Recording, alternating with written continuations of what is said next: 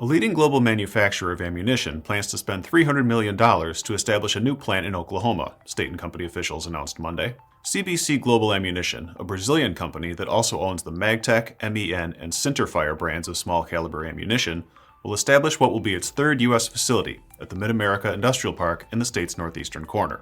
Company officials said the factory will be capable of producing centerfire cartridges from 9mm to 12.7mm for the military, law enforcement, and sports and hunting markets.